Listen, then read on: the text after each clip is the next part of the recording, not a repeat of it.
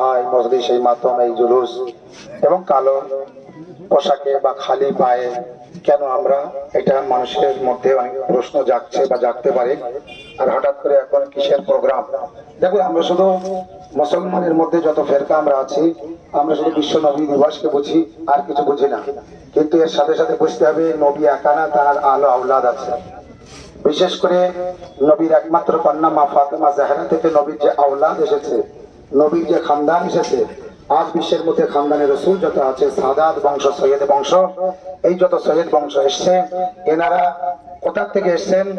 আমার আপনার মুখ থেকে শুনলে বিশ্বাস না হলো অবশ্যই ফুরফুরার হুজুরদের মুখ দিয়ে শুনলে বিশ্বাস হবে। ফুরফুরার হুজুররাও বলছেন পৃথিবীর মধ্যে যত আওলাদে রসুল আছে সব মা ফাতেমা জাহরার সন্তান। মা ফাতেমা জাহরার সন্তান, তারা হচ্ছে আওলাদে রসুল। আজ বিশ্বের মধ্যে রসুল্লাহ যদি মান, সম্মান, ইজ্জত এবং তার প্রচার থেকে থাকে, তার সম্পর্কে মানুষ জেনে থাকে, তো মা ফাতেমা জাহরার মাধ্যমে। মা ফাতেমা জাহরার সন্তান হাসান হুসাইনকে রাসূলুল্লাহ নিজে সন্তান বলতেন।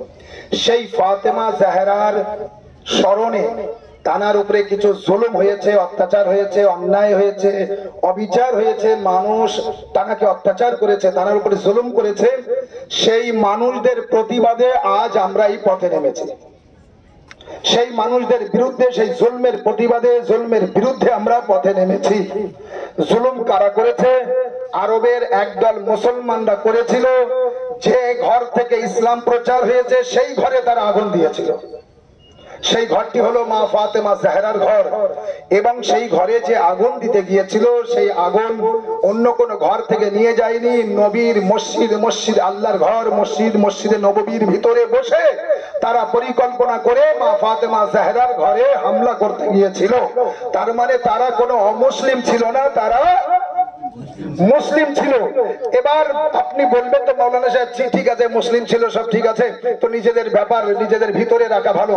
আমি বলবো, যদি একটা পশুকেও কেউ যদি মারে রাস্তাঘাটে, তো তার প্রতিবাদ হয়, কেস হয়, থানায় যেতে হয়।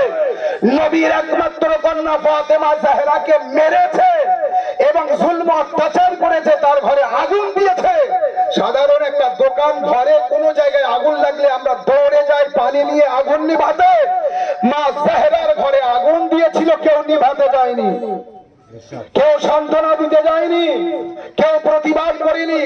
প্রতিবাদ করেনি তার কারণ শুনুন, যখন যারা ক্ষমতায় থাকে তাদের বিরুদ্ধে কেউ মুখ খোলে না, খোলে না, খুলতে চায় না। তার কারণটাও আপনারা জানেন। সেই সময় যারা ক্ষমতায় ছিল তারাই এই কাজ করেছিল, তাই তাদের ভয়ে কেউ মুখ খোলেনি।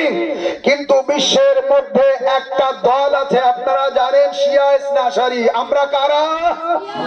শিয়া ইসনা আশারি। এরা সারা জীবনের জন্য অন্যায়ের প্রতিবাদ করেছিল, করছে, আর কিয়ামত পর্যন্ত করবে। তাই ওই জালিম, অন্যায়কারী, অপরাধীদের বিরুদ্ধে আমরা পথে নামি আর প্রতিবাদ করি। কারণ যদি একটা নিরীহ মেয়ের উপরেও জুলম অত্যাচার হয়, তো কি হয়? পুরো কলকাতা, পশ্চিম বাংলা বন্ধ করে দেয় না? কয়েকদিন আগে কি হয়েছে আপনারা কি শুনেছেন? এ জুলুম মানা যাবে না, এ অত্যাচার মানা যাবে না। ডাক্তাররা কাজ কাম ছেড়ে দিয়েছে, তারা ট্রিটমেন্ট করা ছেড়ে দিয়েছে। প্রতিবাদ, প্রতিবাদ। আর নবীর মেয়ে মা ফাতেমা জাহরা 18 বছর বয়স, তার ঘরে আগুন দিয়েছে। তার পেটে সন্তান ছিল, তাও মানেনি, লাঠি মেরে সন্তানকে শহীদ করে দিয়েছে। নবীর মেয়ে মা ফাতেমা জাহরার গালে চড় মেরেছে। নবীর মেয়ে মা ফাতেমা জাহরার ডান হাতে চাবুক মেরেছে। হাত দিয়ে হাত উঁচু করতে আর পারতেন না, আর হাত দিয়ে তসবিহ গুনতে পারতেন না। ও ভাই,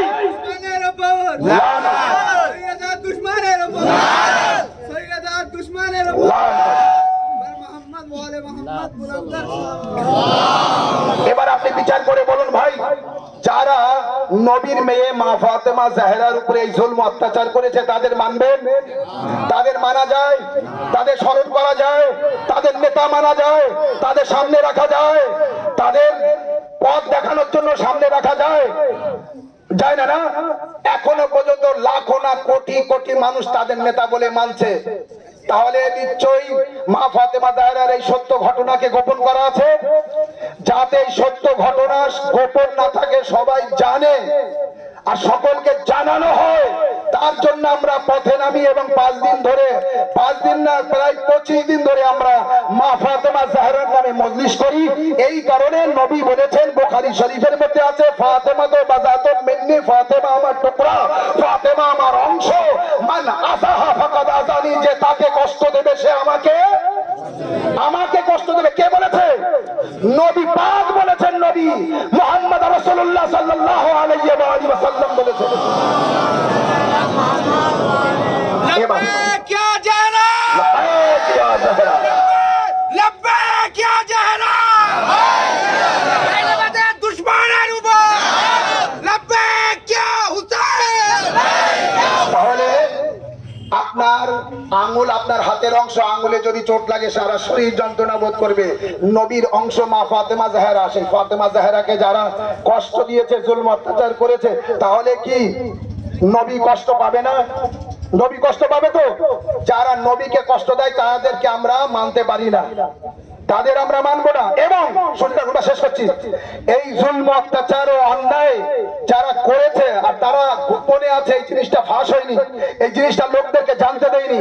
তাই আজ আমরা এই প্রতিবাদ করে রাস্তায় বার হয়ে শোক মিছিল করছি কি আপনারা জানুন, মা ফাতেমা জাহরা এমনই একজন নবীর কন্যা, একমাত্র কন্যা, তার উপরে যে জুলম অত্যাচার হয়েছে যারা করেছে তাদের মুখোশ ফাঁস করতে চাই, অর্থাৎ তাদের গ্রেফতার করতে চাই। আমরা প্রতিবাদ করে কি জন্য? গ্রেফতার করতে হবে না অপরাধীকে? আমরাও রাস্তায় নেমেছি, সেই অপরাধীকে গ্রেফতার করতে হবে, সেই অপরাধীদের ধরতে হবে। যতদিন না ধরা হবে, যতদিন গ্রেফতার না হবে, ততদিন পর্যন্ত আমাদের এই প্রতিবাদ চলছে আর চলবে। প্রতিটি জায়গায় আমরা এই শোক মিছিল করব ইনশাআল্লাহ। এবং ওই সমস্ত ব্যক্তিদের ঘৃণার পাত্র সবাই যতদিন ঘৃণা না করবে, ওই জালিমদের উপরে যতক্ষণ সবাই লানাত না পড়বে, আমরা প্রতিবাদ মিছিল যেভাবে করছি এইভাবে সারা জীবন করতে থাকবো ইনশাআল্লাহ। লব্বাইক ইয়া জাহরা, লব্বাইক ইয়া জাহরা। মা ফাতেমা জাহরা নবীর কলিজার টুকরা, আমি শেষ করেছি, নবীর কলিজার টুকরা। আমরা কতটা মানতে পারি তারাকে, আর তারার কষ্ট দেবো আমরা মানতে পারি না। তাই মা ফাতেমা জাহরার জন্য আমরা সবকিছু কোরবান করে দিতে চাই। লব্বাইক লব্বাইক লব্বাইক ইয়া জাহরা, লব্বাইক ইয়া জাহরা। এলাকার সমস্ত মানুষের যদি নবীকে মানে আর নবীর মেয়েকে মানে, তাহলে এই শোক মিছিল আগামী দিনে সবাই একসাথে মিলেমিশে করা হবে ইনশাআল্লাহ। এলাকার যত জাতি ধর্ম বর্ণ নির্বিশেষে সমস্ত মানুষ আমরা যদি আমরা অন্যায়ের প্রতিবাদ করে থাকি, তা এখানেও অন্যায় হয়েছে তার প্রতিবাদ করতে হবে সকলে। এ শুধু আমরা শিয়া ইসলামী করবো না, সবাই এই প্রতিবাদ করব। আর এই প্রতিবাদ করার জন্য সবাই পায়ে পা মেলাবো ইনশাআল্লাহ। লব্বাইক ইয়া জাহরা, লব্বাইক ইয়া